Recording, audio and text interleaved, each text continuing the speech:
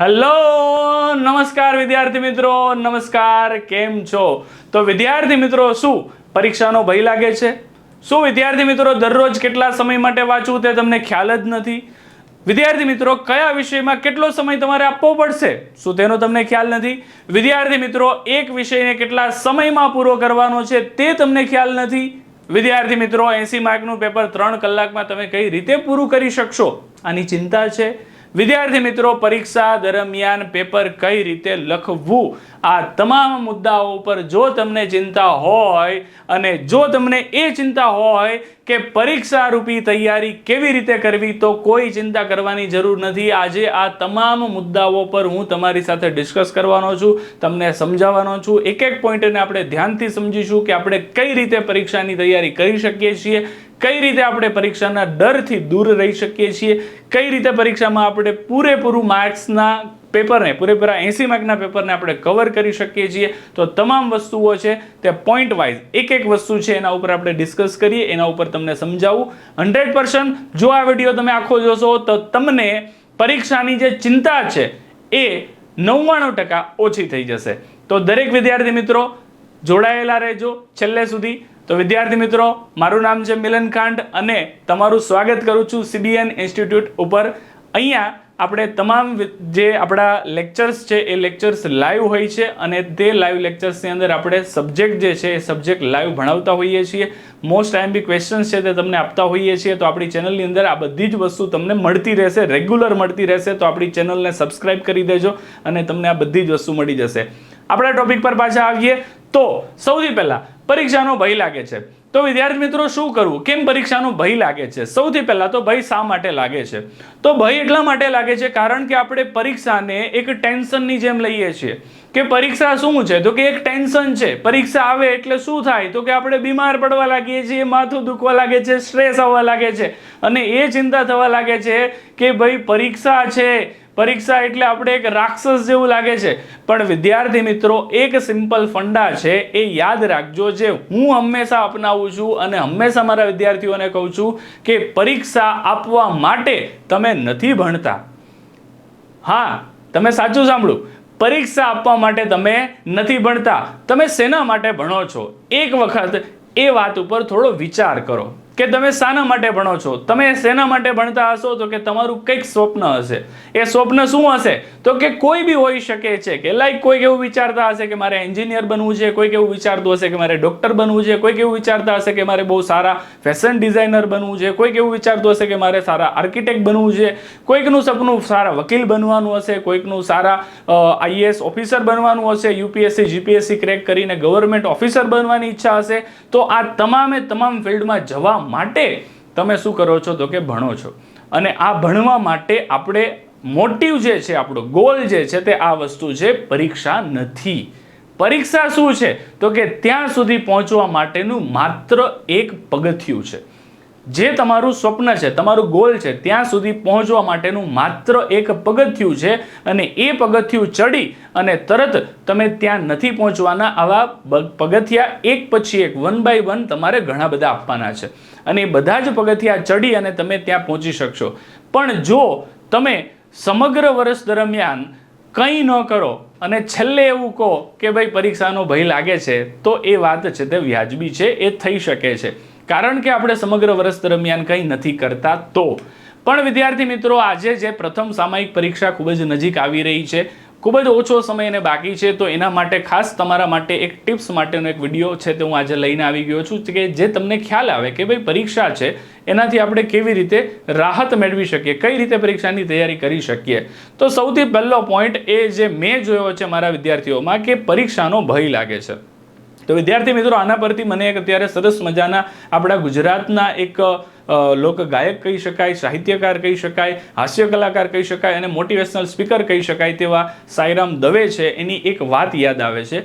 તેઓ હંમેશા તેના એક સેમિનારની અંદર છે તે મોટિવેશન સ્પીચ આપતા હોય છે ત્યારે કહે છે કે પરીક્ષા શું છે, તો કે પરીક્ષા એ છે કે તમે સમગ્ર વર્ષ દરમિયાન કેટલું ગોખી શકો છો અને 3 કલાકમાં કેટલું ઓકી શકો છો, એ છે. બાકી આ પરીક્ષા છે એ તમારું જીવન નક્કી નથી કરી શકતી. ડોન્ટ માઇન્ડ, આ વાત છે તે પૂરેપૂરી આપણે લઈ લેવાની નથી, કારણ કે એ પરીક્ષા એ શું છે તો કે પ્રથમ પગથિયું છે, એ જરૂરી છે, એનાથી ભાગવાનું નથી પણ એનાથી ડરવાનું પણ નથી, એનો સામનો કરવાનો છે, ડર રાખ્યા વગર, ચિંતા કર્યા વગર પરીક્ષા આપવા જવાની છે, બરાબર. તો આપણે આના ઉપર સીધી સરળ ભાષામાં એવું સમજીએ, જે મેં પહેલાં જ કીધું તે આ મુદ્દા ઉપર, કે પરીક્ષા આપણે શેના માટે આપીએ છીએ તો કે જે આપણું સ્વપ્ન હશે તેના માટે. જ્યારે એક વખત તમને પરીક્ષાનો ડર લાગે ત્યારે વિચારજો કે તમે શું કામ પરીક્ષા આપવા જાઓ છો, તો કે તમારું જે સ્વપ્ન હોય, જેમ કે તમે એવું વિચાર્યું હોય કે મારે એક સારા એન્જિનિયર બનવું છે, તો એને વિચારજો કે સારા એન્જિનિયર બનવા માટે હું પરીક્ષા આપું છું, તો પછી એનો ભય છે તે ઓટોમેટિક જતો રહેશે. ચાલો તો બીજા પોઈન્ટ પર આપણે ચર્ચા કરીએ. બીજો પોઈન્ટ છે કે પરીક્ષા દરમિયાન પેપર કઈ રીતે લખવું. મોસ્ટ ઇમ્પોર્ટન્ટ વસ્તુ છે. ઘણા બધા વિદ્યાર્થીઓ મિત્રોને એ જ નથી ખબર હોતી કે પરીક્ષાની પેટર્ન જે છે તે પેપરની પેટર્ન કેવી હોવી જોઈએ.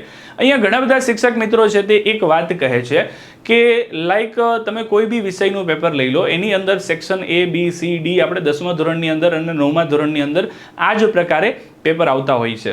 તો વિદ્યાર્થી મિત્રો, ઘણા બધા શિક્ષક મિત્રો અને ઘણા બધા વિદ્યાર્થીઓ પણ આવું કરે છે, અને બોર્ડનો પણ રૂલ છે કે તમે કોઈ પણ સેક્શનને પહેલા લખી શકો છો, કોઈ પણ સેક્શનને પછી લખી શકો છો, સેક્શન તમે ઉપર નીચે આડાઅવળા કરી શકો છો. અને સેકન્ડ થિંગ કે એક સેક્શનમાં આવતા બધા પ્રશ્નો તમારે સાથે લખવાના છે, પણ લાઇનમાં લખવાની જરૂર નથી. બધા આવું કહે છે, પરંતુ હું મોસ્ટલી પ્રિફર કરું છું કે આના કરતાં બેસ્ટ વસ્તુ એ છે કે તમને ક્વેશ્ચન પેપર જે સિરીઝમાં આપેલું છે એ જ સિરીઝમાં તમે આન્સર શીટ તમારી લખો. જો તમે જવાબ વહીમાં આ જ સિરીઝમાં લખેલું હશે તો અહીંયા તમારી ઇમ્પ્રેશન સારી પડશે, બરાબર. એટલે તમે પહેલાં સેક્શન એ જ લખો, અને એ પણ સિરીઝમાં જ 1 થી 24 ક્વેશ્ચન તમારા દાખલા તરીકે આવી ગયા વિજ્ઞાન, ગણિત, સમાજ વિદ્યા જેવા વિષયમાં, તો એ 1 થી 24 ક્વેશ્ચન લાઇનમાં લખો. ત્યાર પછી સેક્શન B છે, એની અંદર જે ક્વેશ્ચન આવે છે તો એને પણ લાઇનમાં જ લખો. જે એટેન્ડ નથી કરવાના એને છોડી દો, એનો નંબર નથી લખવાનો, કંઈ વાંધો નહીં, પણ એના પછીનો જે એટેન્ડ કરો છો તે, તો એને પણ સિરીઝમાં જ લખો. એના પછી સેક્શન C કરો, એને પણ સિરીઝમાં જ લખો.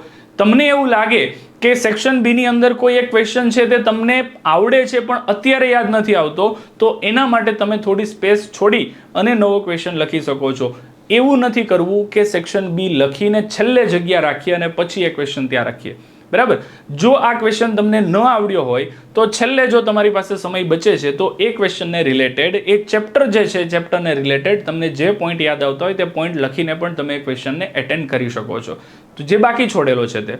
તો આ રીતે પેપર લખવું, જેથી તમારું પેપર જે છે એ થોડું સારું દેખાશે, ઇમ્પ્રેશન સારી પડશે. જે પેપર ચેક કરનાર વ્યક્તિ છે એ વ્યક્તિને એવું લાગશે કે નહીં, તમે અહીંયા પેપર જે છે એ વ્યવસ્થિત રીતે લખ્યું છે, બરાબર. સેક્શન એમાં પણ ખાસ જે પ્રશ્નના જવાબ નથી આવડતા એને ખાલી રાખી દો, પણ છેલ્લે જ્યારે પેપર પૂરું થવાનો સમય હોય ત્યારે તમારી પાસે સમય હોય છે, એ સમયમાં તમારે શું કરવાનું છે તો કે આ વસ્તુ છે તે શું કરી દેવાની, પૂરી કરી દેવાની છે. તો આ વસ્તુનું ખાસ ધ્યાન રાખવાનું છે કે આપણે પરીક્ષા દરમિયાન આ વસ્તુ ન કરીએ કે ક્વેશ્ચનના નંબર અલગ અલગ કરી દઈએ. મતલબમાં 37મો ક્વેશ્ચન તમે પહેલાં લખી દો અને પછી 35મો લખો, તો આ જે પેટર્ન બદલાય છે, પેટર્નમાં જે શિક્ષક પેપર ચેક કરતા હશે, પ્રશ્ન પેપર સામે રાખીને ચેક કરતા હશે, તો એને પહેલાં 37મો દેખાશે અને પછી 35મો દેખાશે, તો એને નીચેથી પાછું ઉપર જવું પડશે, અને એને ઇરિટેટ કરી શકે છે. બધી જગ્યા પર એક સરખા હોતા નથી, ઘણા એવા પણ હોય છે કે જેને એનાથી કોઈ ફરક નથી પડતો, પણ એ જેટલા ઇરિટેટ થશે તમારું પેપર જોઈને, એટલા જ એ વધારે શું થશે તો કે તમારા પેપરની અંદર ભૂલ કાઢવાના વધારે પ્રયત્ન કરશે, બરાબર. તો આ એક વસ્તુ બની શકે છે. અને સેકન્ડ થિંગ કે બને તેટલું સુવ્યવસ્થિત લખવાનું કરો. હું માનું છું કે બધા વિદ્યાર્થીઓના અક્ષર સારા નથી હોતા, પણ તમારાથી જેટલા સારા અક્ષર બની શકે તેટલા સારા અક્ષરે લખવું, બરાબર. આ મોસ્ટ ઇમ્પોર્ટન્ટ વસ્તુ છે. અને જો સારા અક્ષર ન થતા હોય તો પણ કોઈ વાંધો નહીં, થોડું છૂટું લખવું, ભેગું ન કરવું, છેકછાક ન કરવી, આ બધી વસ્તુનું આપણે ખાસ ધ્યાન રાખવું પડે. જો કે મોટા છોકરાઓને આ મારે સૂચના આપવી એ યોગ્ય પણ નથી, બધાને ખબર જ હોય છે કે છેકછાક કરવી એ પણ ઇમ્પ્રેશન ખરાબ પડી શકે છે. તો આ વસ્તુ ખાસ કરીને સેક્શન એમાં વિદ્યાર્થી મિત્રો ઘણી વખત એવું થાય છે કે MCQ છે તો આપણે પહેલાં એ લખી દીધો હોય, જવાબ લખ્યો હોય, પછી ચેકિન પાછો B લખીએ, જવાબ લખી દઈએ, પછી કોઈ આગળ પાછળવાળા આપણે કહે છે ને બધી પાછા આપણે બદલાવીએ છીએ. તો આવું જ્યારે આપણે કરતા હોઈએ, ખાસ કરીને ખરા ખોટામાં પણ આવું થાય, આમ ખરું કર્યું હોય પછી પાછું આમ આડું કરીને ખોટું ઇમ્પ્રેશન સૌથી વધારે ખરાબ આ જગ્યામાં, અને એ પણ તમે સેક્શને પહેલાં લખ્યો છે ત્યાંથી જ ઇમ્પ્રેશન ખરાબ થઈ ગઈ છે, તો પાછળના ક્વેશ્ચન તમે કદાચ વ્યવસ્થિત લખ્યા હશે તો પણ ત્યાં ચેક કરનારનું માઇન્ડસેટ એવું થઈ ગયું છે કે આ ભાઈ છે તે એક જગ્યા પર સ્ટેબલ નથી રહી શકતા, અથવા તો આ બેન એક જગ્યા પર સ્ટેબલ નથી રહી શકતા, તો આને પેપર સારું નહીં જ લખ્યું હોય, બરાબર. તો આવું માઇન્ડસેટ એનું બને એ પહેલાં આપણે શું કરીએ તો કે એનું માઇન્ડસેટ સારું આપણા માટે બને એના માટે કહેવાય છે કે first impression is last impression. તો પહેલી ઇમ્પ્રેશન એવી પાડવાની છે કે જેથી એ તમારું સમગ્ર પેપર ચેક કરે તે દરમિયાન એનું માઇન્ડસેટ તમારા પ્રત્યે પોઝિટિવ રહેવું જોઈએ, બરાબર. ચાલો નેક્સ્ટ પોઈન્ટ પર આપણે ચર્ચા કરીએ. 80 માર્કનું પેપર 3 કલાકમાં કઈ રીતે પૂરું કરવું. આ બહુ બધા વિદ્યાર્થી મિત્રોને સૌથી મોટો અને અઘરો લાગતો પ્રોબ્લેમ છે કે ભાઈ 80 માર્કનું પેપર છે અને એમાં તો મોટા ક્વેશ્ચન પણ ઘણા બધા આવે છે. કેટલાક ક્વેશ્ચનમાં તો આકૃતિઓ પણ દોરવાની હોય છે. સમાજ વિદ્યાની અંદર તમારે ગ્રાફ પણ સમાજ વિદ્યામાં નહીં પણ મેથ્સમાં તમારે ગ્રાફ પણ જોડવાના થતા હોય છે. સમાજ વિદ્યાની અંદર તમારે સાથે નકશા પણ જોડવાના થતા હોય છે. તો આટલી બધી વસ્તુ તમારે એક સાથે 80 માર્કના પેપર 80 માર્કનું એટલે બહુ મોટું પેપર થયું અને આને તમે કેવી રીતે તમે માત્ર ને માત્ર 3 કલાક જેટલા ઓછા સમયની અંદર કેવી રીતે કવર કરી શકો. તો વિદ્યાર્થી મિત્રો હું તમને અહીંયા એવું કહેવા માંગુ છું કે આના માટે સિમ્પલ એક જ વસ્તુ એક જ રસ્તો છે કે એના માટે તમારે રેન્ડમ કોઈ પણ પેપર લઈ બધા વિષયના કોઈ પણ પેપર લઈ અને એની પ્રેક્ટિસ કરવી પડશે.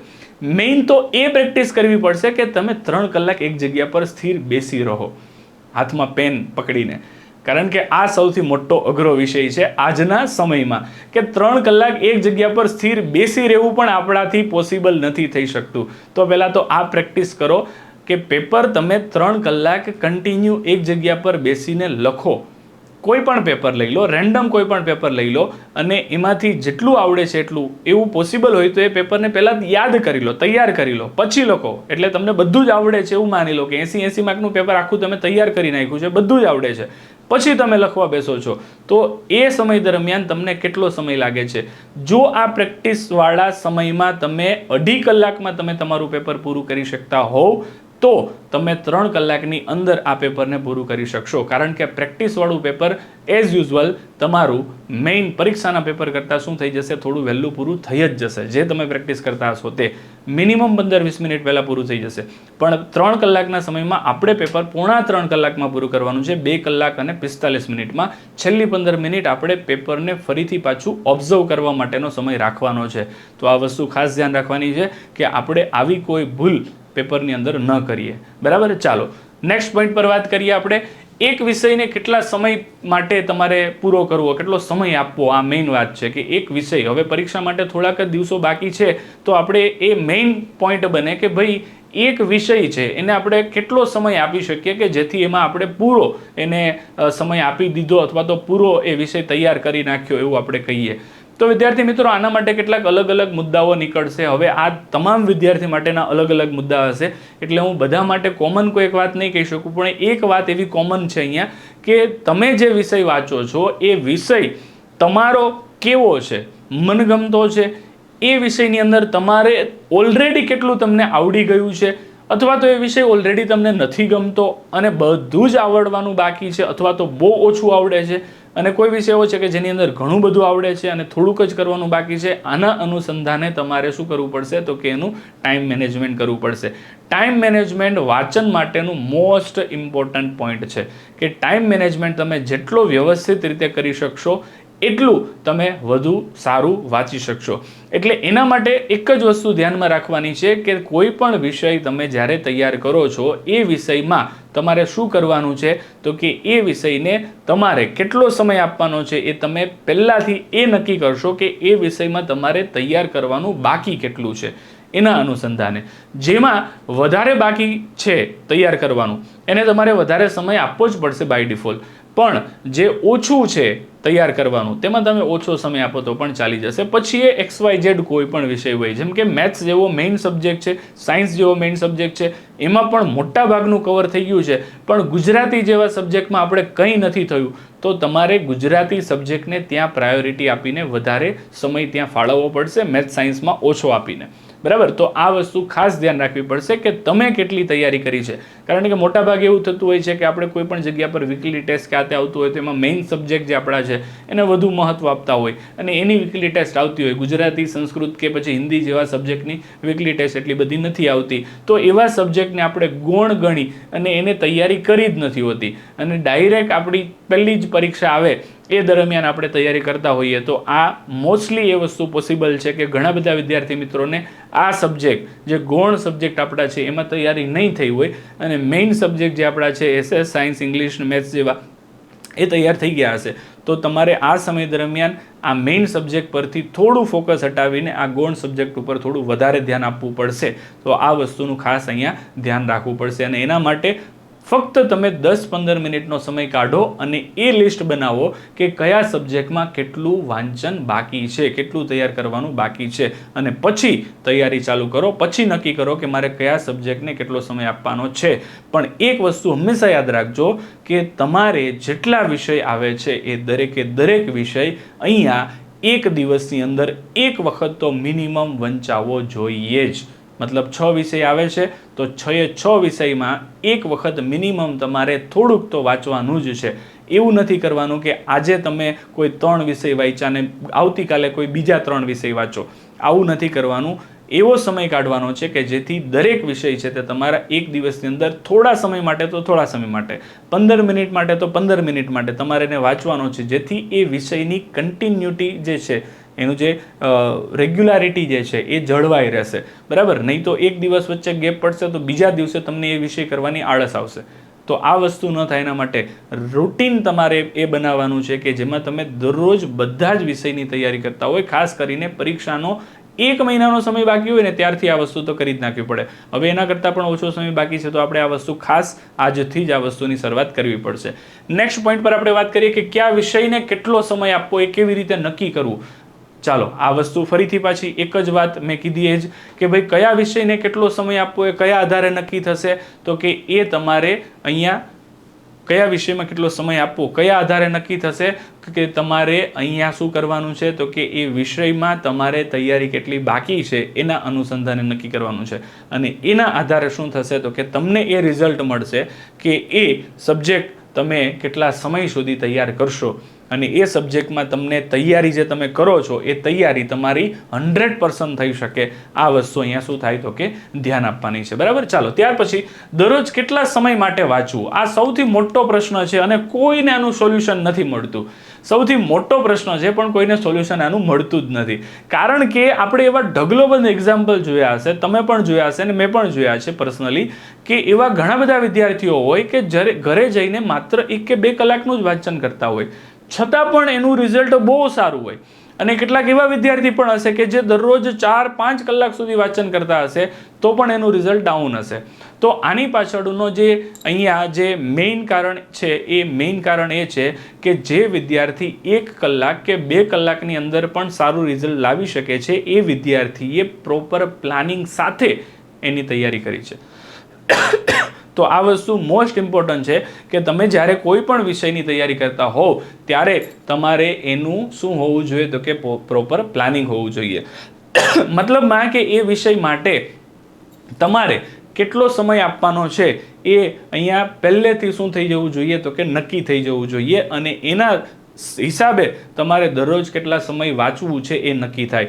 પણ હું એક વસ્તુ સજેસ્ટ કરું છું કે જ્યારે આપણે પરીક્ષાથી 1 મહિનો દૂર હોઈએ અને એમાં પણ ખાસ કરીને જે બોર્ડના વર્ષના વિદ્યાર્થીઓ છે, ધોરણ 10ના વિદ્યાર્થીઓ છે એના માટે આ જે સમયગાળો છે એ અત્યારે પરીક્ષાના 1 મહિના અગાઉ અથવા તો અત્યારે જે બાકી છે એટલા દિવસો જે 1 મહિના કરતાં પણ ઘણા ઓછા છે એ દિવસોમાં તમારે મિનિમમ 6 કલાકનું રીડિંગ હોવું જોઈએ. મિનિમમ 6 કલાકનું રીડિંગ. આ વાતને ખાસ સમજો વિદ્યાર્થી મિત્રો. હું રીડિંગની વાત કરું છું. 6 કલાકનું રીડિંગ.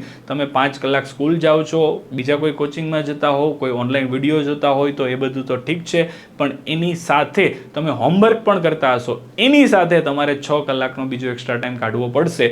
એ એટલા માટે કાઢવો પડશે કારણ કે મેં પહેલાં વાત કરી એ પ્રમાણે કે આપણે ડેઇલી જેટલા વિષય આવે છે બધા વિષયને શું કરવાના છે, કવર કરવાના છે. દરરોજ એક વખત મિનિમમ બધા વિષય વાંચવાના છે. તો એના માટે તમારે 5 કે 6 કલાક તો ટાઈમ આપવો જ પડશે. તો તમે બધા વિષયને એક દિવસની અંદર વાંચી શકશો, નહીં તો એ વાંચી શકાશે જ નહીં. પછી એવું થશે કે ભાઈ તમે વાંચવા ખાતર વાંચી જાઓ છો પણ એમાંથી કંઈ યાદ રહેતું નથી. તો આવું થાય એના કરતાં બેટર છે કે તમે પહેલેથી એવું પ્લાનિંગ કરો કે જેથી તમે 5 થી 6 કલાક વાંચી શકો. હવે ઘણા વિદ્યાર્થી મિત્રોનો આના માટેનો એક સિમ્પલ ક્વેશ્ચન હશે કે સર એટલો બધો ટાઈમ રહેતો જ નથી, કારણ કે અમે 5-6 કલાક સ્કૂલ પર જઈએ છીએ, 2-3 કલાક કોઈ કોચિંગ ક્લાસ પર જઈએ છીએ, 2 કલાક તમારા વિડીયો જોઈએ છીએ અને પછી જે અમારી પાસે સમય બચે છે એ સમયની અંદર અમે થોડું ઘણું હોમવર્ક કરીએ છીએ, જમીએ છીએ, થોડું ઘણું ફ્રેશ થઈએ છીએ અને બાકીના સમયમાં તો અમારે ઊંઘવું પડે છે. તો અમારી પાસે વાંચવા માટે માત્ર 1-2 કલાક નીકળે છે, આટલો બધો સમય નીકળતો નથી. તો આ જે પ્રશ્ન છે એનું સમાધાન તમારે જાતે જ કરવું પડશે.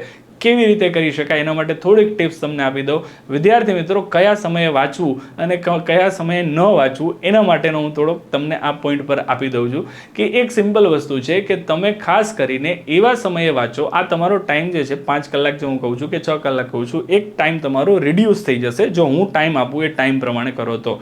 ખાસ કરીને એવા સમય દરમિયાન વાંચો કે જ્યારે ઘરમાં એકદમ શાંતિ હોય, પિન ડ્રોપ સાયલેન્સ હોય. તમે કહેશો કે આ સમય તો કયો છે? રાતનો સમય છે. રાત્રે બધા સૂઈ જાય પછી એકદમ પિન ડ્રોપ સાયલેન્સ હોય. તો રાઈટ છે, બધા જ કહે છે અને વર્ષોથી એવું ચાલતું આવે છે કે ભાઈ રાત્રે વાંચવું અથવા તો વહેલી સવારે ઉઠીને વાંચવું એ કેવું છે તો કે સૌથી સારું છે. જો તમે રાત્રે મોડે સુધી જાગીને વાંચી શકતા હોવ તો એ, અને જો તમે સવારે વહેલા ઉઠી શકતા હો અને વાંચી શકતા હોય તો એ. પર્સનલી મેં મારી લાઈફની અંદર ક્યારેય સવારે વહેલા જાગીને વાંચવાનો પ્રયત્ન નથી કર્યો, કારણ કે મારા માટે થોડું અઘરું હતું, બરાબર. પરંતુ મેં રાત્રે મોડા સુધી જાગીને વાંચવાનો પ્રયત્ન કર્યો છે અને એમાં મને સક્સેસ મળી છે. મેં પર્સનલી જે કર્યું છે એ વાત તમને કરું છું. પણ બધાને આવું નથી હોતું, એટલે કોઈકને વહેલા ઉઠીને વાંચી શકાય એવી શક્યતા હોય છે તો વહેલા ઉઠીને વાંચવું. વહેલા ઉઠીને વાંચવાથી બેનિફિટ છે તે અહીંયા બહુ સારો છે કે એ સમય દરમિયાન તમને રાત્રે પૂરી ઊંઘ મળી છે, જેથી તમારું બ્રેઇન જે છે, તમારું મગજ છે તે એકદમ શાંત હશે. જે વિચારો ગઈકાલના જે હશે એ બધા વિચારો પૂરા થઈ ગયા હશે. એટલે મગજ તમારું એકદમ શાંત હશે અને એ દરમિયાન તમે સૌથી વધારે યાદ કરવાની શક્તિ તમારા પાસે હશે. અને રાત્રે મોડે સુધી જાગીને વાંચવામાં એવું હશે કે આખા દિવસની બધી ઘટનાઓ મગજમાં હશે અને સાથે વાંચવા બેસતા હશો, તો એ બધી વસ્તુ મિક્સઅપ થશે. બધા એવું નથી કરી શકતા કે બધું સાઈડ બાય કરીને તરત વાંચી શકે, એટલે ઘણાને એ બધા જૂના વિચારો પણ આવતા રહેતા હોય છે. એટલે આ વસ્તુમાં મેઇન મેં કીધું એ પ્રમાણે કે રાત્રે જે પિન ડ્રોપ સાયલેન્ટના ટાઈમમાં તમે વાંચશો અને એમાં પણ ખાસ કરીને વહેલી સવારે ઉઠીને, એમાં તમને આ ટાઈમ તમારો રિડ્યુસ થઈ જશે. 5-6 કલાક નહીં વાંચવું પડે, પછી તમે એના બદલે 4 કલાકમાં પણ આ વસ્તુને કવર કરી શકશો. તો આ એક વસ્તુ થઈ શકે છે. અને સાથે તમારો જમવાનો સમય છે, તમારો ફ્રેશ થવાનો સમય છે, આ બધા સમયમાં પણ તમે થોડું રિડ્યુસ કરી શકો છો. જ્યાં તમારે પરીક્ષા હોય છે એ સમય દરમિયાન, તમામ સમય દરમિયાન આ વસ્તુ કરવાની જરૂર નથી. રેગ્યુલરલી તમે 4 કલાક વાંચતા હો તો ચાલે છે જો ધોરણ 10માં ભણતા હોય તો, પણ પરીક્ષા સમય દરમિયાન એ 4 કલાકને 5 કે 6 કલાકમાં લઈ જવી હોય ત્યારે જે તમારો ભોજન સમય છે એને થોડો રિડ્યુસ કરી દો, યા તો તમારો ફ્રેશ થવા માટે રિફ્રેશમેન્ટ માટેનો સમય હોય, થોડું ઘણું તમે રમત માટે જતા હોય તો એ સમયો એ બધાને થોડા રિડ્યુસ કરીને તમે શું કરી શકો છો તો કે તમે અહીંયા સરસ મજાની પરીક્ષાની તૈયારી કરી શકો છો. ચાલો, તો વિદ્યાર્થી મિત્રો, આશા કરું છું કે આજે જેટલા પણ પોઈન્ટ્સ મેં તમને પરીક્ષાલક્ષી તૈયારી માટેના આપ્યા છે એ તમને ખૂબ જ ઉપયોગી નીવડવાના છે. તો નેક્સ્ટ આપણે જ્યારે પણ તમને જરૂરિયાત ઊભી થશે ત્યારે આવા કંઈક નવા સેશન છે તે લઈને આવી જશું તમારા માટે. પરંતુ હાલ યાદ રાખજો, આપણી ચેનલ જે છે CBN ઇન્સ્ટિટ્યૂટ, એની ઉપર આપણે લાઈવ લેક્ચર્સ આવે છે. એ લાઈવ લેક્ચર્સમાં અત્યારે આપણે મેથ્સ, સાયન્સ, SS જેવા મેઇન સબ્જેક્ટ છે એના આપણે શું કરીએ છીએ તો કે live lectures, most important question અને એનું પૂરું એક્સપ્લેનેશન સાથે અને ખૂબ જ સારી અને સમજાઈ જાય તેવી ભાષામાં તમને આપીએ છીએ. તો જલ્દીથી ચેનલને સબસ્ક્રાઈબ કરી દેજો, તમારા મિત્રો સાથે શેર કરજો અને એને પણ જણાવજો કે સરસ મજાની આવી ચેનલ છે. તમારે જો ચેનલ વિશે વધારે જાણવું હોય તો ચેનલ પર એક વખત વિઝિટ કરી અને જૂના જે લાઈવ લેક્ચર્સ આપણા છે એને તમે જોશો તો તમને ખ્યાલ આવશે કે બહુ જ સરળ સાદી ભાષામાં એક્સપ્લેનેશન અહીંયા છે, સમજૂતી છે, તો તમને મજા આવશે. તો ડેફિનેટલી તમે ચેનલને સબસ્ક્રાઈબ કરશો અને સાથે સાથે બાજુમાં રહેલા બેલ આઇકનને દબાવી દેજો, જેથી કરીને આવા આપણા નવા સેશન જેટલા પણ આવે, નવા વિડીયોઝ આવે અથવા તો નવા લાઈવ લેક્ચર્સ હોય તો એનું નોટિફિકેશન તમને સરળતાથી મળી જાય. ચાલો, તો ત્યાં સુધી આપણે મળીએ ફરીથી પાછા. ત્યાં સુધી ગુડ બાય, જય હિન્દ, જય શ્રી કૃષ્ણ, જય ભારત, ભારત માતા કી જય.